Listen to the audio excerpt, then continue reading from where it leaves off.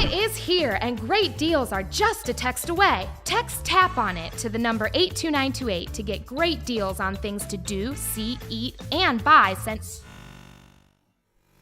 straight to your phone. Text TAP on it to 82928. First of all, I just want you to introduce yourself and tell everybody about your candle company. Okay. Well, I'm Toni. I'm from Dallas, Texas. And my candle company is called Southern Charm. It's a candle that's originally made in Texas. I wanted to always stay in Texas. But it's all about the South.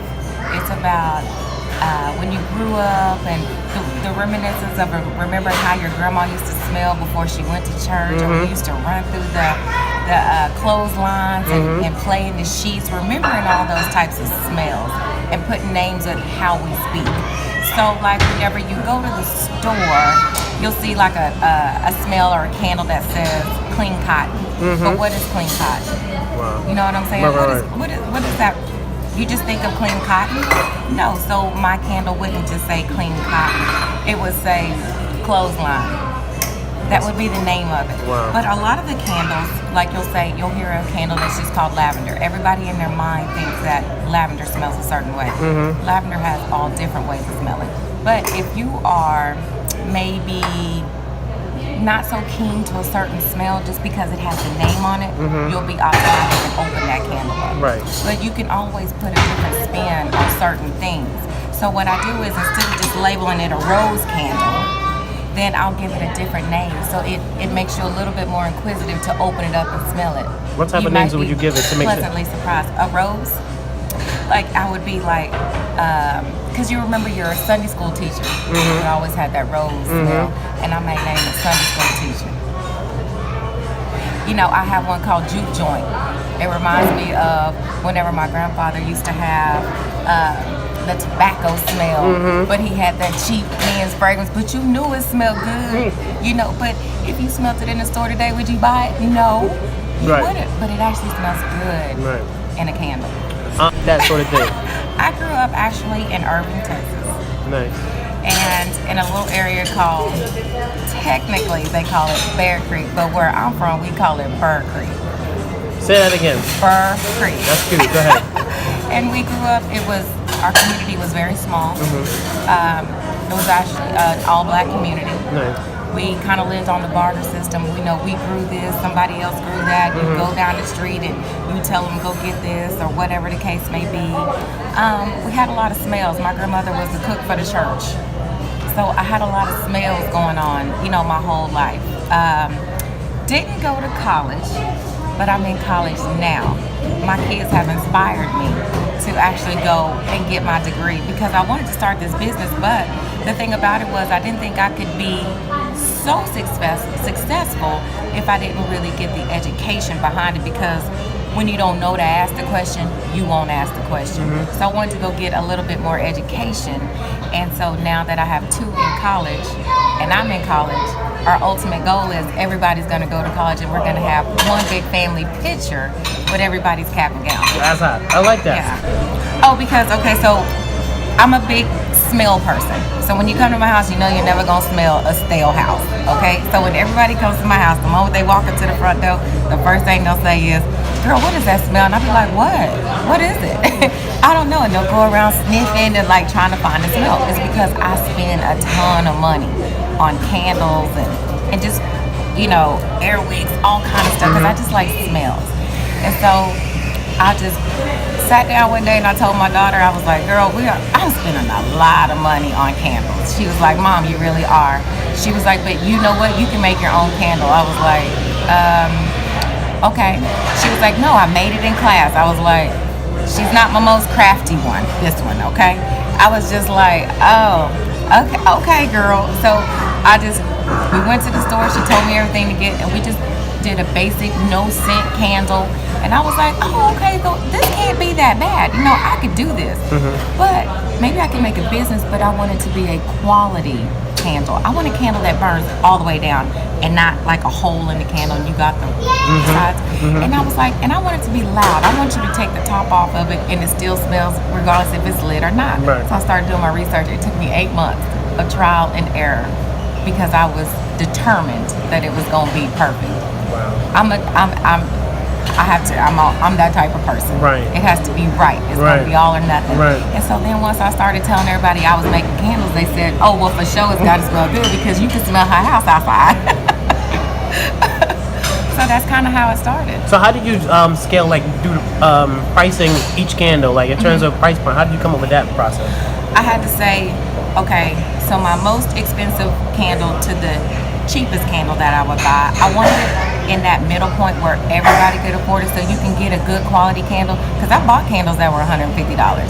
You know what I'm saying? Can everybody buy a candle for $150? No, and even if you could, do you? Right. Should you? Right. You know what I'm saying? Right. Yes, I've been crazy enough to do it. Right. But it's right there in the middle. It's $18. It burns 32 hours. Straight. It can burn 32 hours straight. So we have a blackout. Your candle is perfect for like blackouts. We can be chilling. And it smells good. That's what's up. I'll continue to do that. Okay. Next question I have for you is, when you think about competition, who do you see what makes you different than other candle companies? Because the only person I'm in competition with is myself. And then what makes me different is the fact that this is actually that candle that's made out of love. You know what I'm saying? This is those ones that make you reminisce about what it was like during them good days. You know what I'm saying? And it also creates new memories. So it's like that right there. Like a lavender is a lavender is a lavender. Right. But do you remember what your grandmama bosom used to smell like when she used to say, "Come on, baby, lay your head right here," and pat you, and you knew that you felt that comfort. Yeah, so that's what makes me different. And it's about the way we talk. Everybody likes the way the people in the South talk. We do. New Yorkers, we aggressive with our conversation. I love Exactly. it. I love it. What message would you have for women who want to start their own business, and in terms of advice, in terms of getting started, in terms of staying the course? First and foremost, don't be fearful. You got to step out on faith. And you cannot actually fail if you've never tried. And find something that you're passionate about, something that you truly believe in, something that you are really good with. Don't just step out on something thinking that, oh, this is going to make me $1 million. Because $1 million may not always create your happiness. And so doing something that you're happy with, if you do something that you're happy with, it's going to take off. It's going to take off. And there's going to be trials, there's going to be errors, and it's okay. Because you're the only person responsible for your feelings and all of that right there. It's fine. Everything is just fine. Right. Talk about some the difficult times starting a business, and how did you overcome those? The difficult time was the process of the 8 months trying to get this candle together. That was difficult. Just trying to find the right wax, the right wick, and the manufacturers, and the right oils, and how I wanted it to look. I mean, I went through like 4 different logos, Wow. and in the business, in the business partner in the very beginning, that didn't work out. That was a little hard because I thought it was going to be a 2-person operation, and then immediately it went from 2-person to 1 person. Right. And she actually was more of the educated side, the business savvy part of it, Right. and I'm the hands-on type person. Right. So that instantly made me say, "Oh, okay, so." Yeah, I really don't know much about computers besides looking up stuff.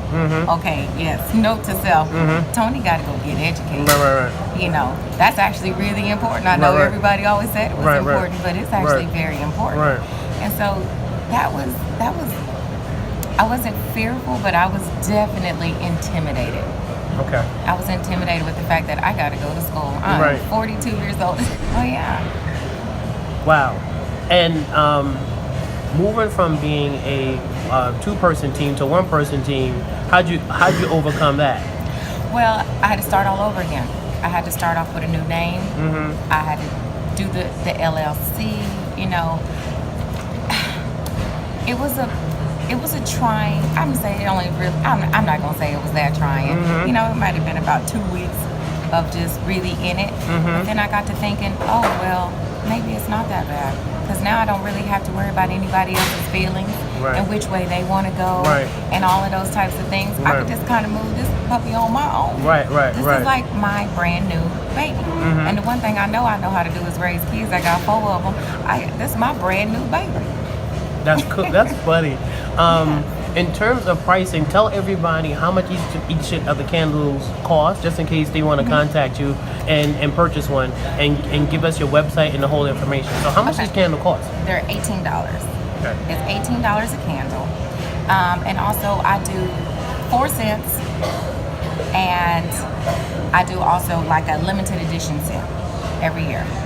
And then I also do certain scents, like I may come out with a breast cancer awareness scent, or autism awareness. So different scents. They'll be limited, here sporadically throughout the website. But the website is southern-charm-soy-candle.com. Next question for you is your type of customer. Who actually purchases your candles now? Is it more women? Is it more men? Is it more, you get more service during the holiday season? No, actually it's actually equal, men and women. Oh, wow. I think men are now understanding that the woman does not want to come over your house and it smells like body. You see what I'm saying? She wants to smell, she don't want to smell feet and socks. But it's okay, like he doesn't have to, I have it to where he doesn't have to buy a candle that smells like roses. There's a manly fragrance, but that it don't smell like cologne. I don't want it to smell like you ran around the house and sprayed cologne all over. That's not cute either. So yes, they've actually been really okay. Like men are okay with the candles now. Right. Yeah. Right. Toni, thank you so much, buddy.